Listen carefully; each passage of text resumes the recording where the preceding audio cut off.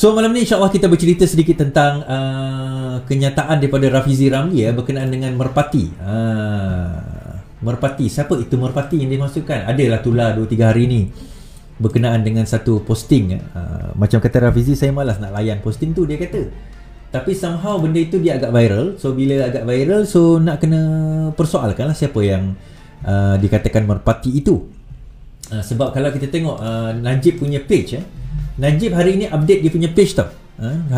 Najib update dia punya page.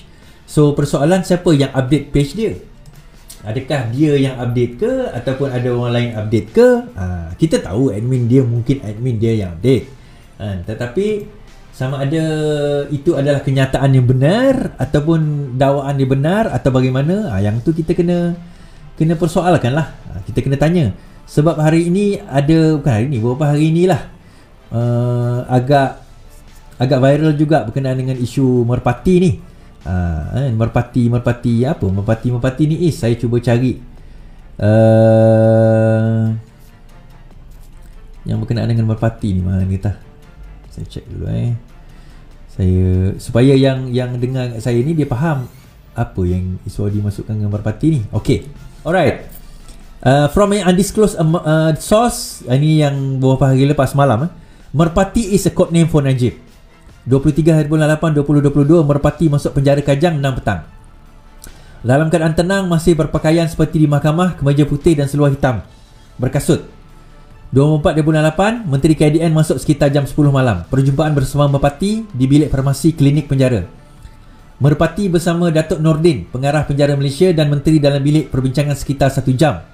Datuk Aziz, timbalan ketua pengarah penjara, memaklumkan berkaitan renovation bilik bernilai RM50,000 diturunkan. Dapat makluman dari lawyer yang merpati sakit 27 bulan 8. Didapati beliau dalam keadaan sihat, tidak mengadu sakit perut, tiada tanda sebarang pendarahan aktif sedang berlaku.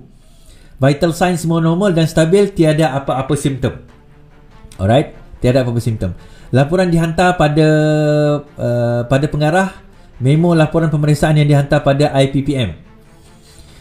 Penegasan bahawa merpati tidak akan dihantar ke hospital kerana keadaan yang stabil dibuat pada tim merpati dan pegawai penjara. Tuan Rosli, Tuan Zakri, nampak muka mereka iaitu tim merpati, i.e. Datuk Ryan, doktor peribadi merpati, seperti kecewa. Terdengar cadangan bahawa tim merpati telah membuat rancangan bahawa dia akan dihantar ke hospital Serdang. Arrangement di sana telah pun dibuat. Seterusnya rancangan ialah supaya merpati dihantar ke rehab ceras. Di sana dia akan lama untuk menghabiskan sisa hukuman penjara. 1 hari bulan 9, mesyuarat bersama bahagian pengurusan IPPM, bajet 3.5 juta turun dari KDN untuk uruskan merpati, iaitu kenderaan, kesihatan, pendapatan. Baru dapat RM50,000 hari pertama, kali ini 3.5 juta. 4 hari bulan 9 2022, 8.10 pagi KJP sudah bising nak tahu keadaan kesihatan merpati.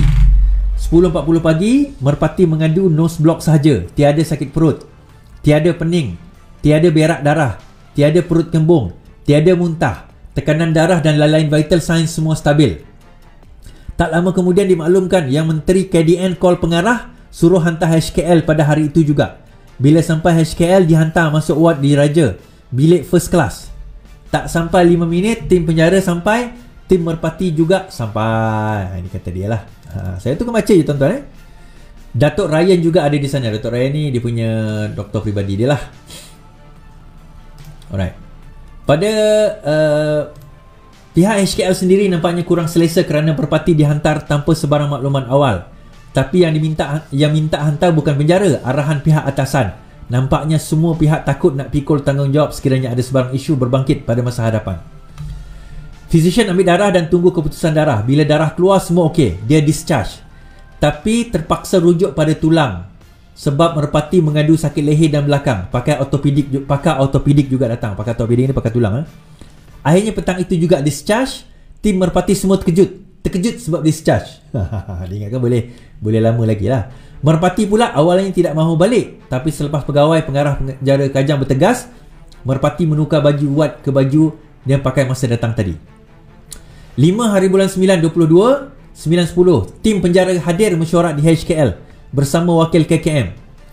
Pengarah HKL, pakar-pakar HKL membincangkan isu semalam. Tengah meeting, dimaklumkan yang Menteri Kesihatan bagi arahan pada pakar ortopedik suruh admit merpati ke ward. Dimaklumkan Menteri Kesihatan.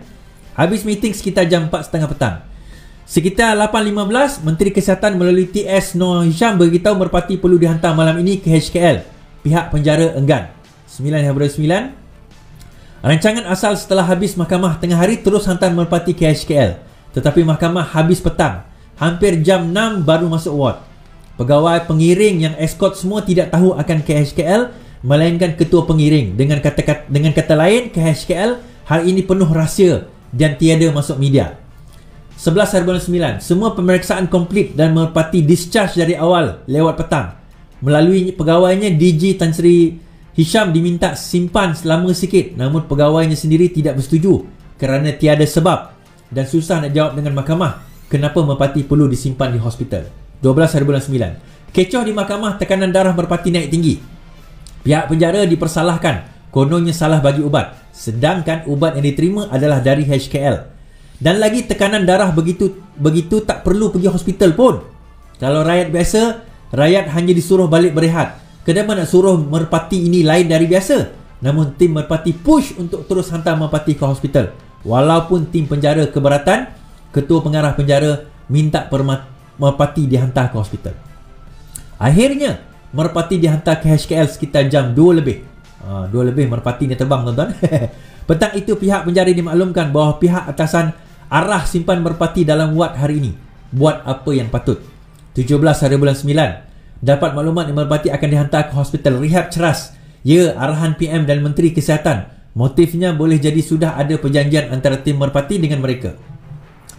Para penjawat awam tertekan dan meluat. Korang punya politik, susahkan penjawat awam untuk ikut arahan hangpa. Bila ada masalah, penjawat awam ini yang dipersalahkan. 18/9. Arahan dari pihak atasan bertubi-tubi suruh hantar ke ceras. Tetapi masalahnya dari HKL tiada indikasi kukuh untuk ke rehab ceras. Pegawai fizio kata boleh buat outpatient 2-3 minggu sekali, tak perlu ke ceras untuk aktif fizio. Dan hospital rehab ceras juga insist untuk HKL keluarkan surat rujukan sebab utama hantar ke ceras. Dan HKL tiada alasan melainkan arahan menteri. Takkan nak tulis sebab arahan menteri. Kalau tulis sebab arahan menteri, menteri yang kena jawab. Mereka tak nak bertanggungjawab. So sekarang isu surat rujukan pakar HKL tak nak keluarkan, tapi dapat arahan pindahkan ke hospital rehab ceras. Semua yang terlibat tertekan ketika ini, tapi semua tak berani nak tampil ke hadapan. Rumusan. Motif ke hospital rehab ceras. 1. Untuk memudahkan pergerakan untuk ahli keluarga, isu politik orang luar nak jumpa. 2. Mudah berjumpa untuk berjumpa orang berbanding dalam penjara. Mungkin menjadikan percaturan politik lebih mudah dibuat. 3. Hospital rehab ceras disediakan dengan fasiliti VVIP. Di HKL 4. Di HKL sekarang ini bilik first class digunakan. Nombor 5. Apa pakar-pakar akan jawab nanti sekiranya tiada sebab merpati perlu dihantar ke rehab ceras. Ini yang tular, saya hanya membacakan yang tular ini. So dipersoalkan bila hari ini Najib ada buat statement. Najib ada buat statement, bukanlah Najib punya statement, tapi keluarlah keluar kenyataan ini. PKR dalang di sebalik panggilan nombor-nombor pengundi. Bila kita buat Cista punya ni kan, macamlah dia orang tak buat benda ni, macamlah kita tak tahu kan. Kemudian kalau kita tengok sendiri 15 jam yang lalu, beranikah Muhyiddin dia share Dusuki punya Ashraf Wajdi punya posting berkenaan dengan perkara ini. Jadi daripada peristiwa ini, Rafizi komen, tuan-tuan. Rafizi komen, dia punya komen dia kita boleh baca dekat sini. Sekejap. Ada komen Rafizi. Okey. Rafizi jawab kat sini, kita share dulu. Terima kasih yang bagi cap tadi, terima kasih. Kat sini. Dia kata, alright, Rafizi jawab dakwaan layanan istimewa pada merpati di penjara. Tulisan-tulisan Facebook Najib Razak tidak menggambarkan keadaan kesihatannya yang teruk, kata Timbalan Presiden PKR Rafizi Ramli. Rafizi berkata bekas Perdana Menteri itu kelihatan seperti mempunyai akses bebas kepada dunia luar yang mungkin mengesahkan dakwaan berkaitan layanan. Berkaitan layanan seperti istimewa kepada merpati di penjara. Sejak beberapa hari lalu beredar dakwaan layanan istimewa diberikan terhadap Najib yang dirujuk dengan nama kod merpati di media sosial. Dakwaan itu antaranya melibatkan pengubahsuaian ruang penjara untuk Najib dan rancangan untuk membawa dia ke Hospital Rehabilitasi Ceras HRC bagi memudahkannya menerima tetamu dan mendapat kemudahan orang VIP, orang kenamaan. Bercakap kepada Malaysia Kini, Rafizi berkata dia pada mulanya enggan mengulas mesej yang tersebar itu kerana tiada nama penulis. Bagaimanapun katanya, bekas ahli pandan itu lagi, mesej di Facebook Najib semalam mengulas pendekatan PKR untuk mendekati pengundi. Yang ni yang saya tunjuk ni.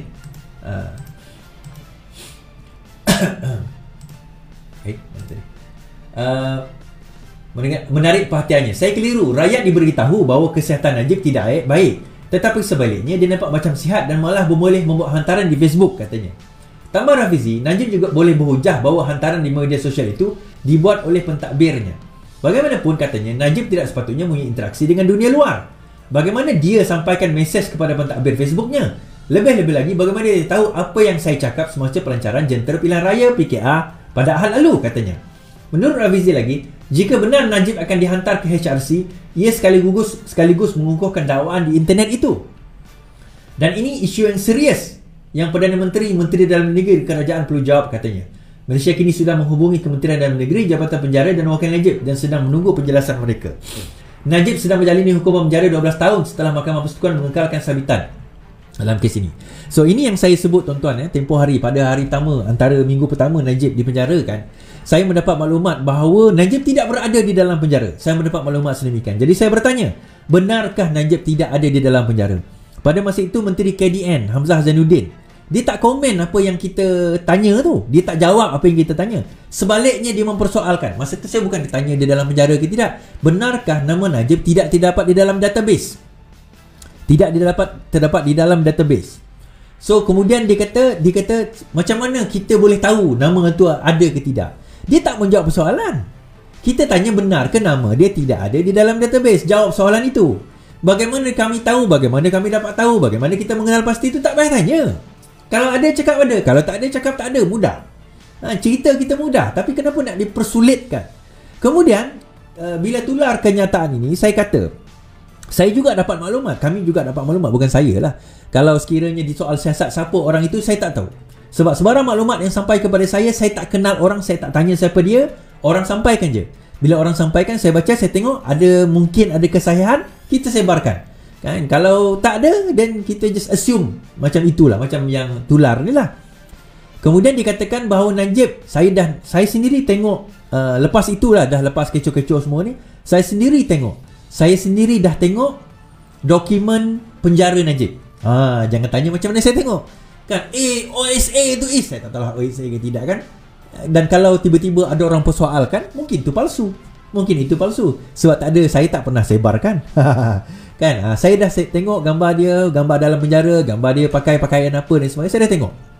Now, tuan-tuan, itu selepas kita dah kecoh-kecoh tu, dan dia dikatakan, lepas tu saya dapat maklumat, dia dikatakan berada di dalam bilik liputan meluas, BLM. Bilik liputan meluas ni, dia takkan dicampur dengan banduan-banduan lain. Dia akan duduk sorang-sorang. So dia tak ada campur banduan sebab dia bekas Perdana Menteri sebagainya, dan dia mendapat liputan. Alright.